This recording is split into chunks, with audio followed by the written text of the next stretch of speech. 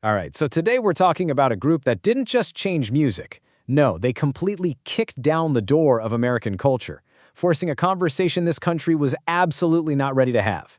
We're getting into the story of N.W.A. You see, to really get N.W.A., you have to get their mission. They didn't see themselves as entertainers, not at all. They saw themselves as journalists, reporting from a war zone. I mean, they were banned from the radio, they were targeted by the FBI, and they completely rejected all the labels the industry tried to slap on them. They insisted on calling their music reality rap. And believe me, that reality hit the mainstream like an absolute explosion. This quote here from Garrick D. Kennedy just nails it. It perfectly captures that raw, fiery power of their debut.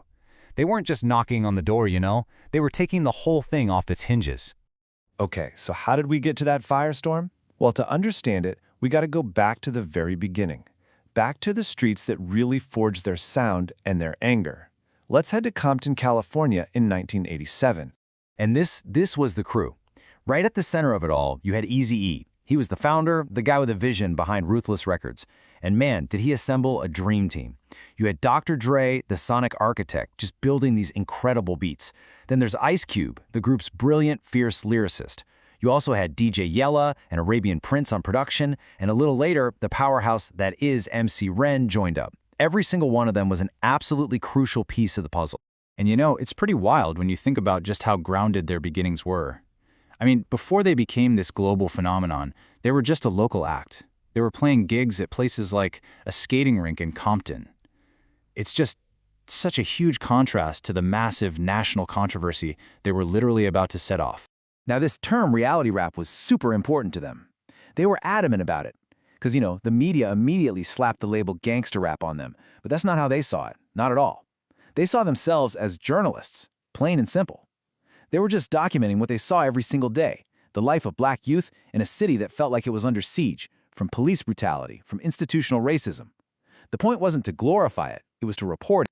So, this reality rap, it was about to become the foundation for one of the most important and definitely one of the most controversial albums in music history.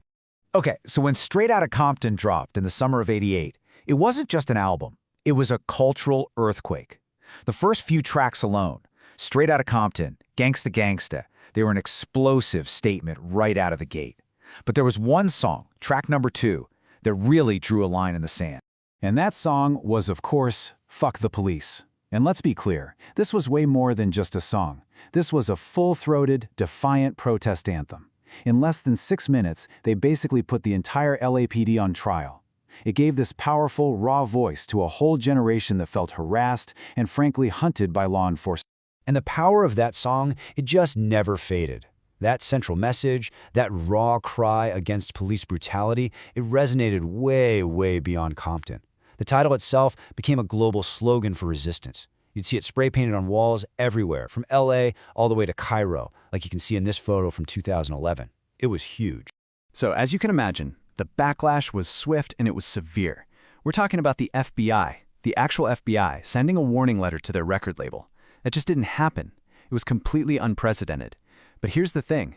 All it really did was prove N.W.A.'s point, right?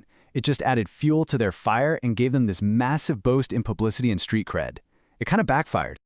But, as is so often the story, right at the absolute peak of their power and influence, the very same chemistry that made the group explode, well, it started to tear them apart from the inside out.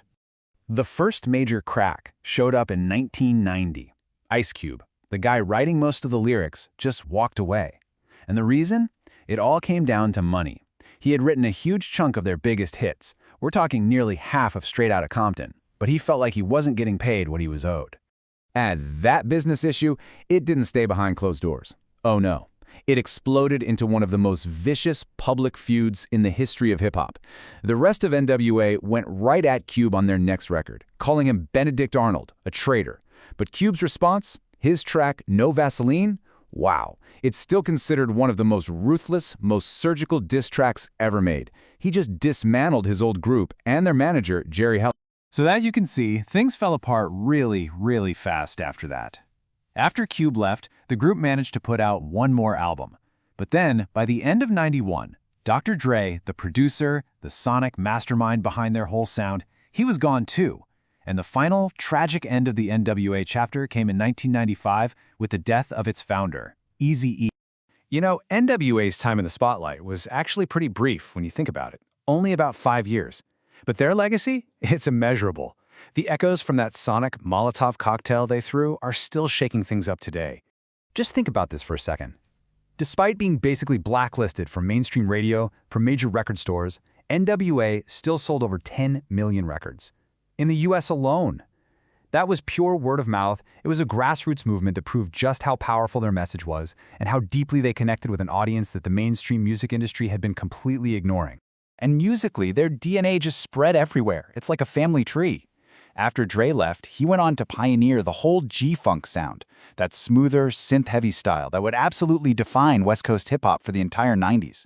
He ended up producing some of the biggest stars the genre has ever seen. And here's maybe the most fascinating and maybe ironic twist in the whole story. The same establishment that once tried to shut them down, that condemned them, eventually came around to celebrate them.